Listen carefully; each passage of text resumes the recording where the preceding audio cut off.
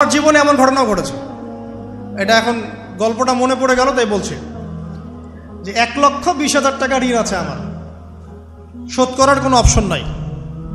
আমার কাছে আমার চোখে ধরা পড়ছে না যে 1,20,000 টাকা আমি কেমনে দিব। কি হলো, হঠাৎ করে আমরা একটা সার্কুলার দেখলাম যে সারা বাংলাদেশে ইসলামিক ট্যালেন্ট খোঁজা হচ্ছে।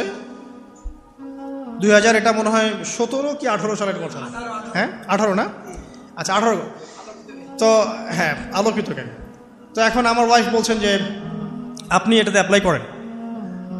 আমি হচ্ছে আমি অ্যাপ্লাই করবো, এটা তো আলেম ওলামাদের প্ল্যাটফর্ম, আমি এখানে জেনারেল থেকে আসা মানুষ কেমন করে কি।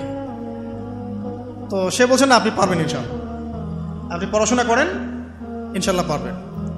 তো আমি দেখছি আগে প্রাইস কি আছে, কষ্ট তো করবো, আগে দেখি পুরস্কারটা কি। তো পুরস্কারটা দেখছি যে একটা ওমরা করাবে। ওমরা করা তো যে কারোর জন্য একটা মানে স্বপ্নের ব্যাপার না, ওমরা করা তো সবাই আমরা খুব পছন্দ করি। আল্লাহ পাক আমাদেরকে বেশি বেশি ওমরা করার তৌফিক দেখ। আর লেখা আছে যে ফার্স্ট প্রাইস 3 লাখ টাকা, second prize 2 lakh, third price হচ্ছে 1 লাখ টাকা। টানা 4 থেকে 5 মাস, দৈনিক 10 থেকে 12 ঘন্টা, নাওয়া খাওয়া সব ওখানেই। আর যতটা সহজ মনে করছেন আসলে কিন্তু প্রতিযোগিতা অত সহজ নয়। আসলে যে কোনো জায়গা থেকে প্রশ্ন আসতে পারে, আকিদা, সিরাত, ইতিহাস, এটা ওইটা অনেক টপিক, প্রায় 36টা বিভাগ আছে। তো আলহামদুলিল্লাহ কিভাবে জানি আস্তে আস্তে উঠতে পারলাম। গিয়ে দেখলাম যে হ্যাঁ টিভি রাউন্ডে চলে গেছে। আমি তেমন কিছুই করি নাই, আমি শুধু পরিশ্রম করেছি, আল্লাহর কাছে বেশি থেকে বেশি দোয়া করেছি যে আল্লাহ আমার ঋণ আছে, ঋণ শোধ করতে হবে একটা। এবং আমি চাচ্ছি যে এই প্রোগ্রামের মধ্য দিয়ে দিনের একটা বড় সার্কেল পাওয়া যায়, দিনই প্ল্যাটফর্ম পাওয়া যায়। তো আলহামদুলিল্লাহ আল্লাহ পাকের ইচ্ছায় সেখানে একটা ভালো রেজাল্ট হলো এবং সেখানে ওমরাও করা হলো আলহামদুলিল্লাহ। এবং ক্যাশ তারা খুব তাড়াতাড়ি দিয়ে দিয়েছে। আমি পুরো ক্যাশটা আগে পেয়েই আগে ঋণটা শোধ। এখন এই সময় কিন্তু আমি দোয়াটা করেছি, আল্লাহুম্মা কফিনি বিহালালিকা আন হারামিক ওয়া আগনিনি বিফদলিকা আম্মান সিওয়াক। দেখেন আমি কিন্তু জানতামও না এমন কোনো প্রতিযোগিতা হবে, আমি সেখানে পার্টিসিপেট করব, ওই ওসিলায় ওমরা করব, ওই ওসিলায় আবার ঋণও শোধ হবে, আমার কিন্তু মাথায় ছিল না। আপনি যে ব্যাংক থেকে 3-4 কোটি টাকার লোন নিয়ে রাখছেন, লাখ লাখ টাকা লোন নিয়ে বসে আছেন, দিব্যি সুখে বসে আছেন, এমন চিন্তায় যে আপনার মৌত হবে না।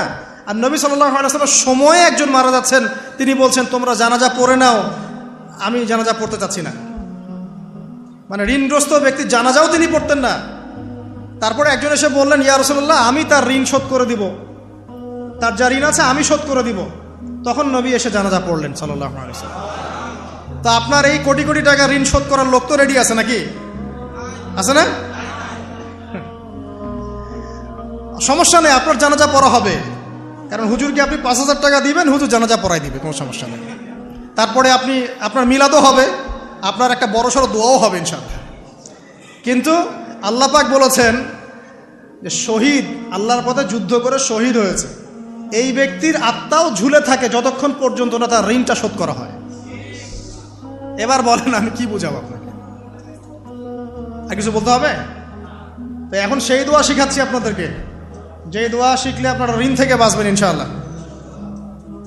কত দিবেন বলেন? আচ্ছা হ্যাঁ এই তো শুকরিয়া। দোয়া করবেন যেন আল্লাহ পাকের দিনটাকে আল্লাহর জমিনে প্রতিষ্ঠা করতে পারে।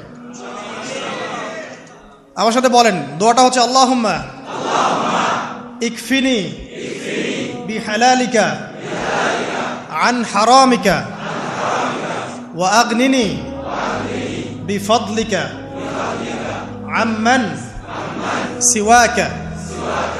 এই দোয়াটা ছোট না, এটা মুখস্থ করবেন, সেজদায় পড়বেন, নামাজের সেজদায় পড়বেন, আত্তাহিয়াতু দরুদ শেষ তারপরে পড়বেন, নামাজ শেষে হাত তুলে করবেন, যখন তখন শেষ রাত্রে করবেন।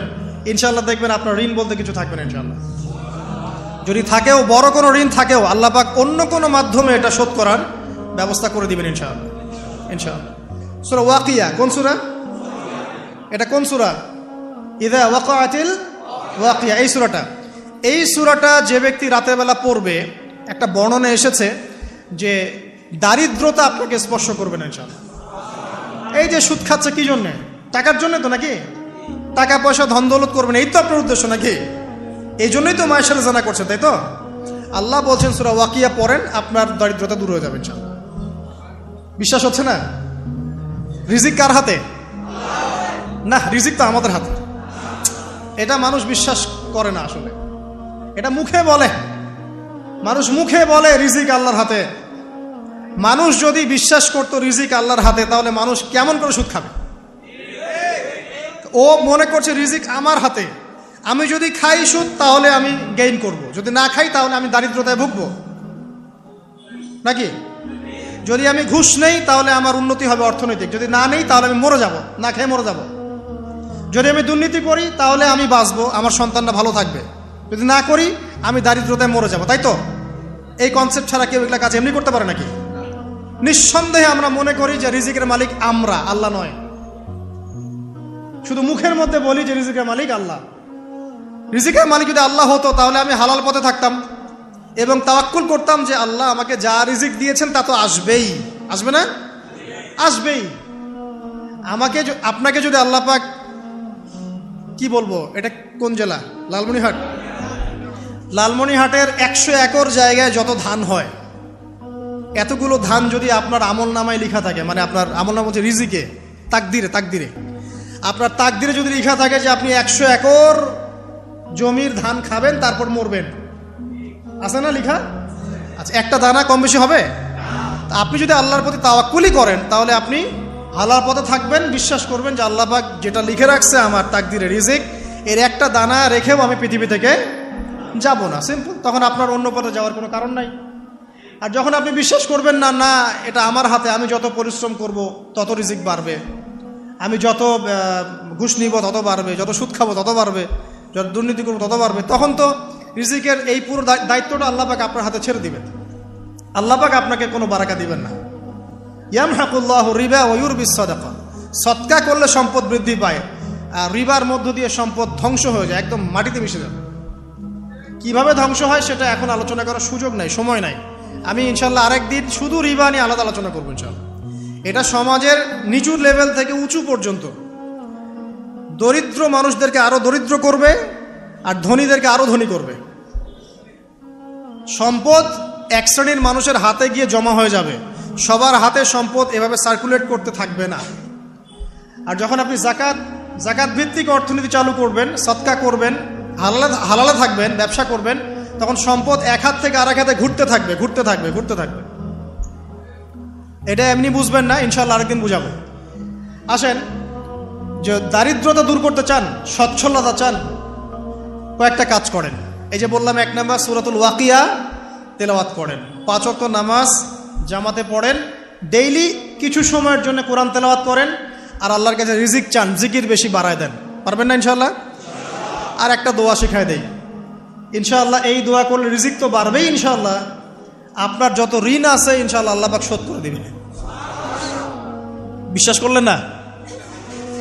এই দোয়া শিখাই দিচ্ছি, এজন্য আমাকে হাদিয়া দেওয়া দরকার, স্পেশালি আমাকে এখন হাদিয়া দেওয়া দরকার। এটা গুরুত্বপূর্ণ দোয়া শিখাই দিচ্ছি। আলী রাদিয়াল্লাহু আনহু বলেছেন, কোন ব্যক্তির যদি পাহাড়ের সমানও ঋণ থাকে, এই দোয়া যদি আমল করে, আল্লাহ পাক ওই ঋণও শোধ করে দিবেন ইনশাআল্লাহ। ঋণ কেমন জানেন?